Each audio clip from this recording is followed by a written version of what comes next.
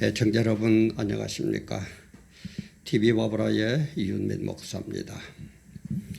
그동안 한국당 대표 황교안 대표께서 종로구에 출마하느냐 또 딴 곳에 출마하느냐 장고의 시간을 가진 후에 지난 7일 그러니까 금요일이죠.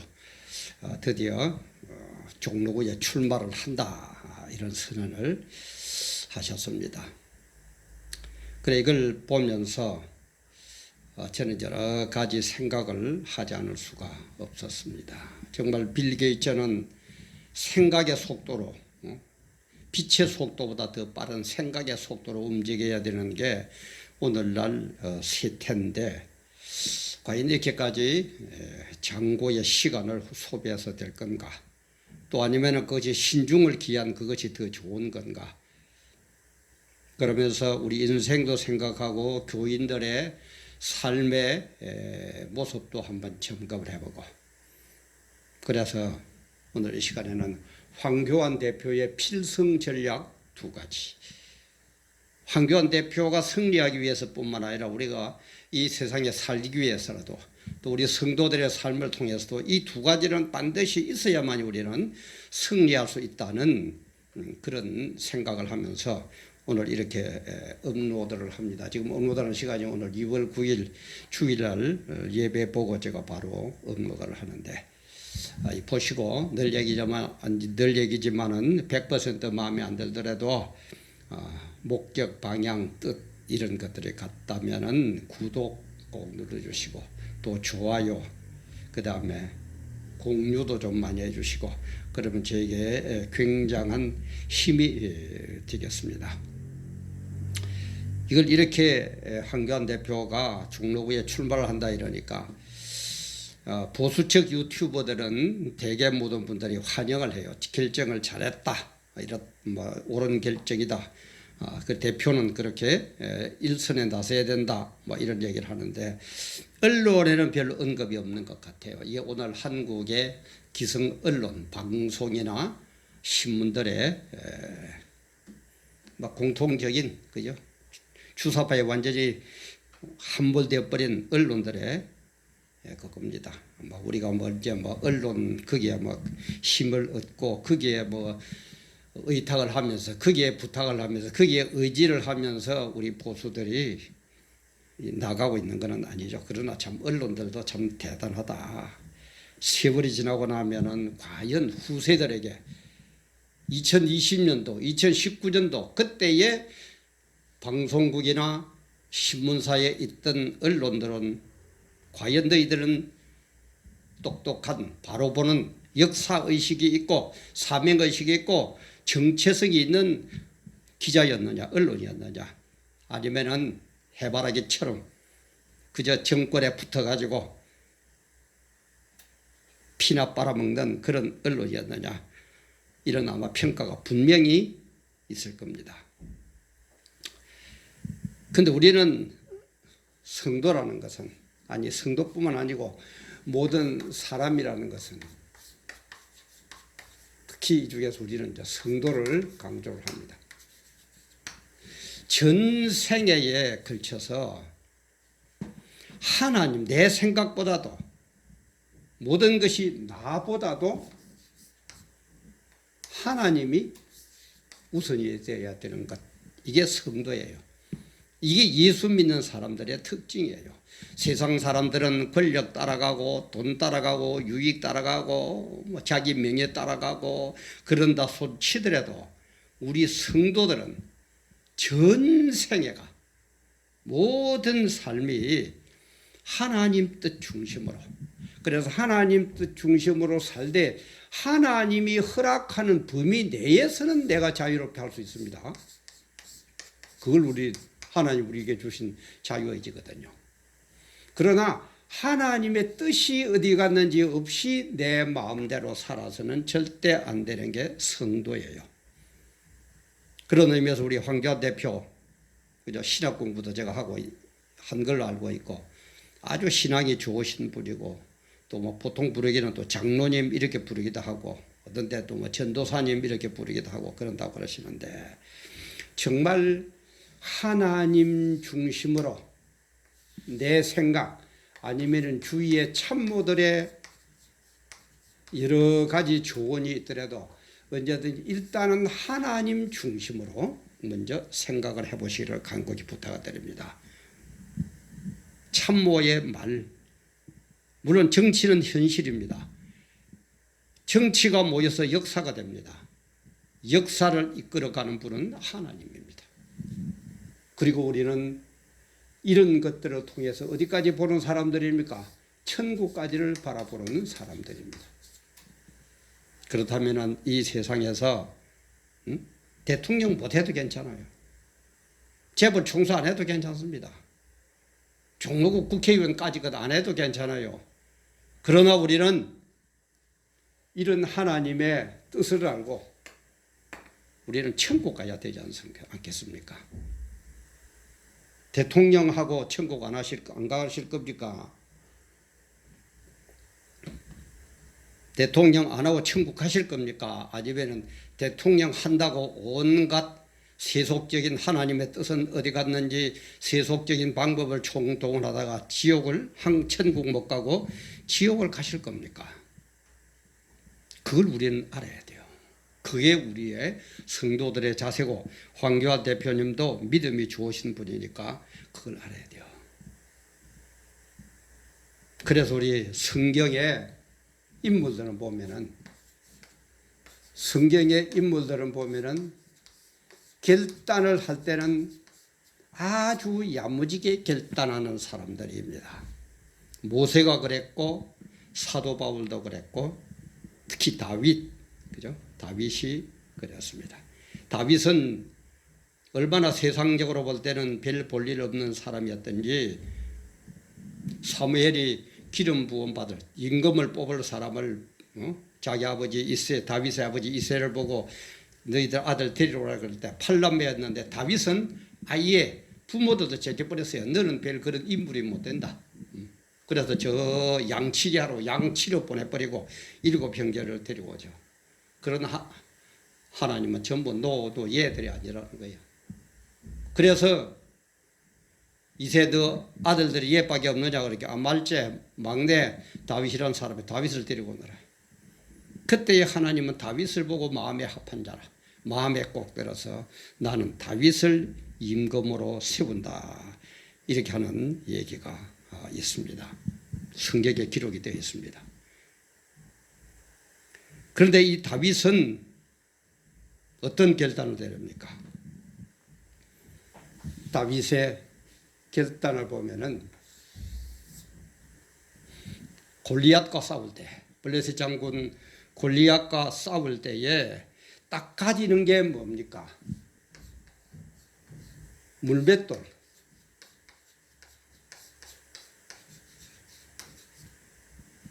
돌 5개를 가져요. 매끄러운 돌 5, 성경은 이렇게 나옵니다. 매끄러운 돌 5 얘기 할까요? 매끄러운 돌 5.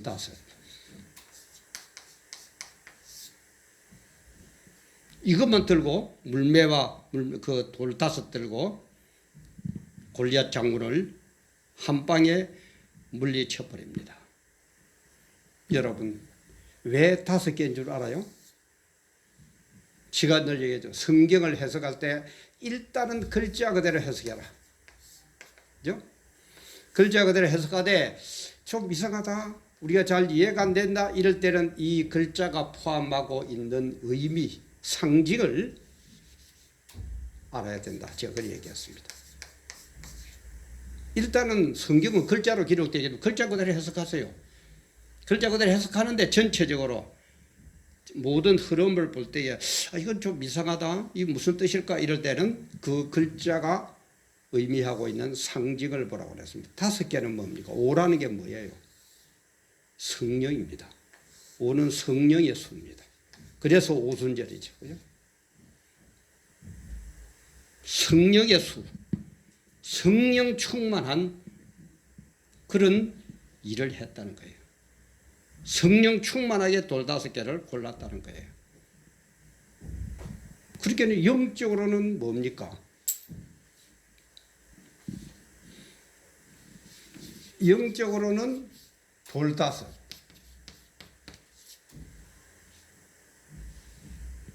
황교안 대표님도 먼저 영적으로 매끄러운 돌 5개를 가지시기 바랍니다. 성령 충만한 돌 5개를 먼저 가지시기 바랍니다. 그게 첫째 조건이에요. 매끄러운 돌 5을 딱 가지고 그 다음에 육적으로는 어떻게 해야 되느냐. 영육으로 우리는 구성이 되어 있기 때문에 그죠? 육적으로는 어떻게 하느냐. 제가 볼 때는 황교안 대표님에게 가장 필요한 것은 생각의 틀을 빨리 좀 바꾸세요. 제가 먼저 업로드할 때 얘기했죠. 박근혜 대통령은 자란 환경의 틀을 바꾸지 못해서 실패한 대통령. 이명박 대통령은 CEO, 그죠? 사장이라는 그 틀을 바꾸지 못해서 실패했고, 지금 문재인은 이렇게 말쓰기 많고 반대가 일어나는 이유는 뭐라고요? 주사파라는 그 틀을 바꾸지를 못해요. 지금 우리 황교안 대표는 생각의 틀을 바꾸고, 왜 이분은 관료 생활을 오래 했기 때문에 관료들은 자기가 생각을 해가지고 뭐 하는 게 별로 없어요. 공무원들 그렇죠. 관료 생활하는 사람들. 어떻게 하든지 말썽 안 일으키고 그냥 위에서 시키는 대로만 얘기하고 잘하면은 자동적으로 올라갑니다. 그게 관료 생활의 특징이에요. 황교안 대표도 그런 데서 잔뼈가 굵은 분이기 때문에 생각의 틀을 지금 내가 볼 때는 빨리 바꿔야 됩니다. 이걸 제가 뭐라고 그랬습니까? 변신, 변절 이렇게 설명을 하죠. 변절은 하면은 안 됩니다. 변신은 해야 됩니다. 황교안 대표는 빨리 이제는 중로구 출마를 한 국회의원이기 때문에 국회의원 출마자 후보자로서의 합당한 변신을 빨리 생각의 틀을 빨리 바꾸세요. 저는 늘 황교안 대표를 볼 때 옛날에 이회창 그때 뭐 한나라당 때입니까? 이회창 대통령 후보를 보게 돼요. 그냥 앞뒤가 꽉 막혀가지고 그죠? 그래 그런 얘기가 있죠. 뭐 전라도 어느 쪽에 가가지고 뭐 여기도 뭐 어느 도시인지는 잘 모르겠는데 거기에서 이제 유세를 하려고 하는데 비가 막 억수같이 쏟아지는 거예요. 그러면 또 비가 오면 비에 오는 거에 맞추어 가지고 유세를 해야 될 것 아닙니까? 써간 원고를 비를 촉촉 맞으면서 끝까지 그 원고를 토시 하나 안 받고 끝까지 읽어 가더라거든요.